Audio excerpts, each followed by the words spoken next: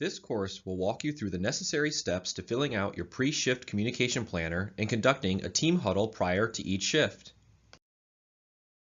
A key part of the pattern of management leadership cycle is filling out the daily deployment chart. This is done by utilizing the pre-shift communication planner. It's important that this planner is filled out prior to lunch and prior to dinner, or twice a day. The team huddle will help assist the communication of goals and supplement tip-top and coaching. This is the current pre-shift communication planner. Every restaurant needs to have this printed, laminated, and posted on the communication board in the restaurant.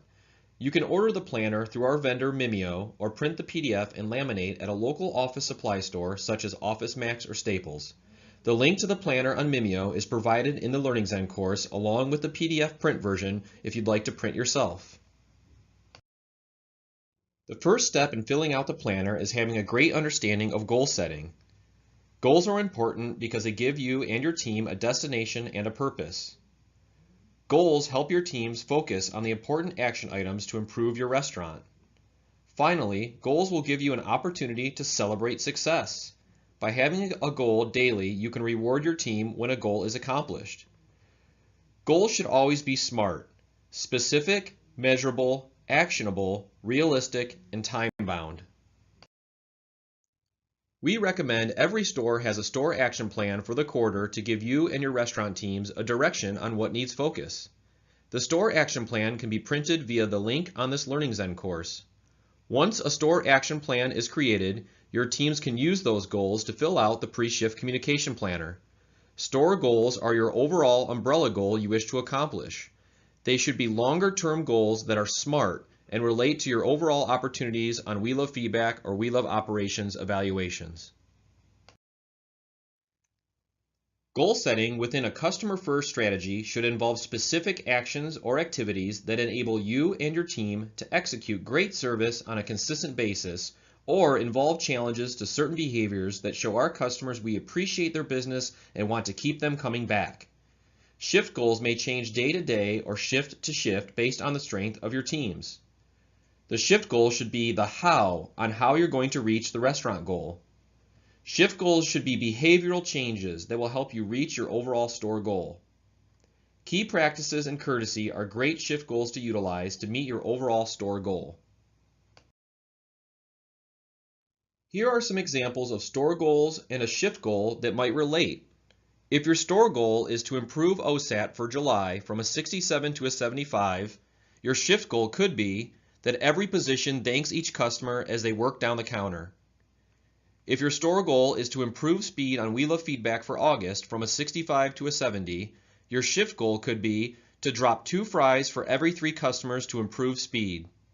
And finally, if your store goal was to improve We Love Operations service key practice scores to above a 90 by the next WLO, your shift goal could be that each position today can recite their key practices.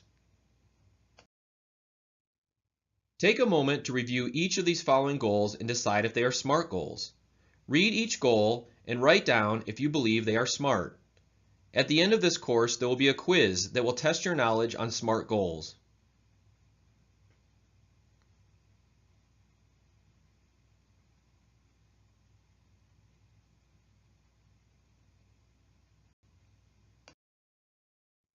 Next, let's take a look at the overall pre-shift communication planner and the different sections of the planner. The first section of the planner is the overall store and shift goal. The store goal should be filled in and will remain constant for a long period of time, often even for the entire quarter.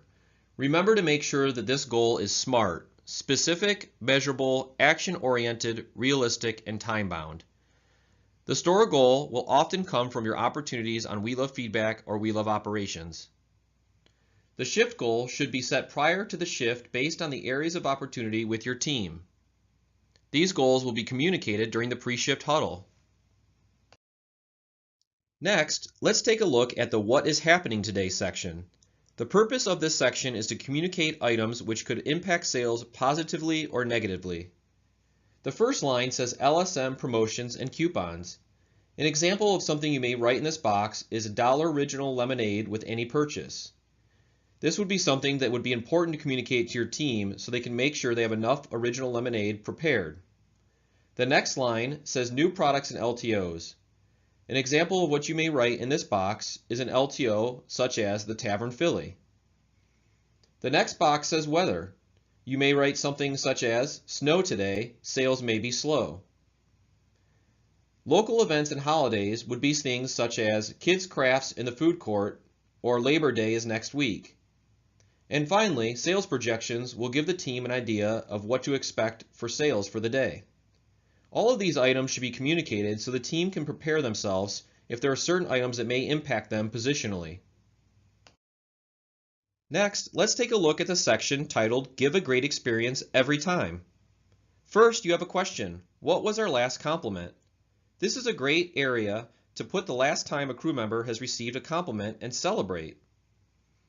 Next, you have the We Love Feedback focus area where you can list the 2 biggest opportunities from your We Love Feedback survey data. These would be things such as cleanliness, speed, accuracy, friendliness, taste, temperature, or quality. Then you have a part called Number of Days Without a Complaint, where you can track how long it's been since you've received a complaint on We Love Feedback. The last WLO score would be the last time you received a WLO evaluation from your FBC or if you've done a self-evaluation. Next, you have the We Love Feedback OSAT score. Check your We Love Feedback data daily and put down where you stand for the month on We Love Feedback OSAT. Finally, you have the training section where you can list any employees who are training and which position they are training on for the shift that day. At the beginning of this Learning Zen course, you had an opportunity to download and print an example of the pre-shift communication planner. Take a moment to fill out the planner you printed at the beginning of the course.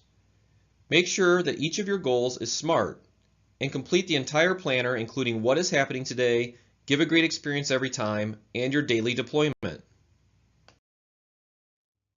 Once you have completed the pre-shift communication planner, the next important step is to communicate this to your team using a team huddle.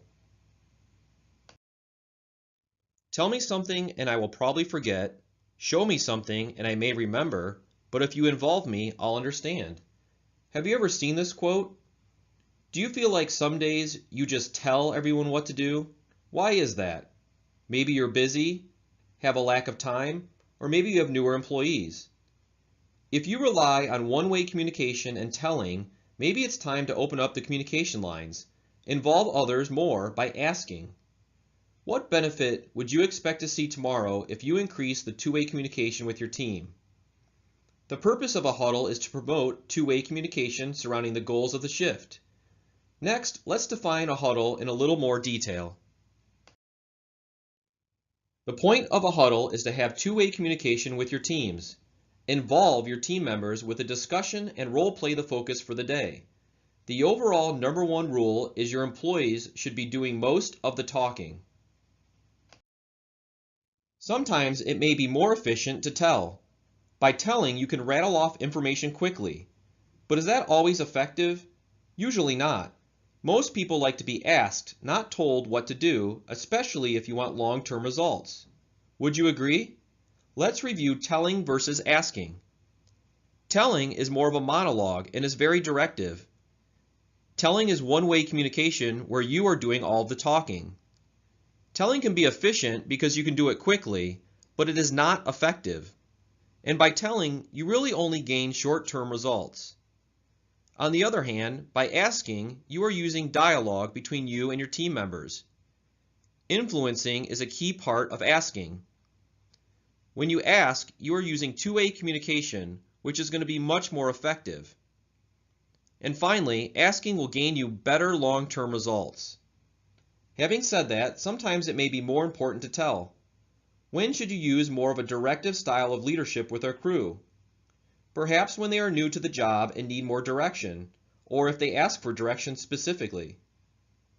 During the huddle, the rule is 80-20. Your employees should be doing 80% of the talking during the huddle, and the leader should be doing 20% of the talking. A key tip to running a great huddle is to get them involved. Your huddle should be energetic, creative, and different. Celebrate, recognize, and reward your employees during the huddle. Public praise is a very effective motivator to get your teams energized. Why would we want to use what, why, how, and when to start our questions?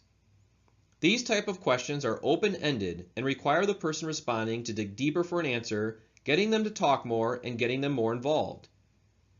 For example, an open-ended question you may ask a team member could be, explain to me how to properly chop a small, regular, and large steak. On the other hand, a closed-ended question can only be answered with a yes or no. An example may be, do you chop a small steak 5 times twice for a total of 10? The answer will only be yes or no. Stay away from closed-ended questions. Another tip is to sometimes have experienced employees run the huddle. This should only happen after you've demonstrated an effective huddle yourself as a manager several times. By having employees lead the huddle, they will feel more involved and have better empowerment to run a good shift. Here are a few steps you can take to give you an opportunity to have a great, successful huddle. First, prepare. Fill out the planner, gather your information, and think of questions to ask employees. Gather your employees together and check their appearance. Ask them questions like, what is our mission at Charlie's? Or what is our vision statement? Review the store goal and the shift goal. Some other examples of questions you might ask are, what do we need to improve today? How can we accomplish our shift goal today? What can you do to help us reach our goal? What are some great ways that you can give a great experience to our customers? You can also challenge your team with what-if questions and role play. For example, what will you do if a customer comes up with a sandwich made incorrectly? Or how would you handle a customer complaint if it happens today? If a customer asks you about a menu item, what will you say? Finally, always remember spaced repetition. Spaced repetition is where you check for understanding several times in several ways throughout the huddle. By doing spaced repetition, you are confirming the understanding of the goal. Have each employee repeat their goal for the shift. Commit to memory what they say they will do. To wrap up a huddle, you should always finish by celebrating. How will you reward and recognize your employees? Finally, at the end of the huddle, reconfirm the goals once again to set the goals in their memory. How long do you think a huddle should last? 2 minutes, 5 minutes, or even 10 minutes? It's important to keep a huddle between 2 to 5 minutes and never longer than 5 minutes. This will keep your employees engaged. If you go too long, they will tune you out and stop paying attention. After you are finished completing this course, role-play a huddle with your other managers to practice and get feedback prior to running a live huddle with your team members. If you utilize your planner and huddles daily, you will find your team will have a purpose. With a purpose, they will help you achieve your restaurant goals, improve your restaurant, and improve the overall satisfaction of your team members. On the next module of this Learning Zen course, you will see some live examples of a good huddle and a bad huddle.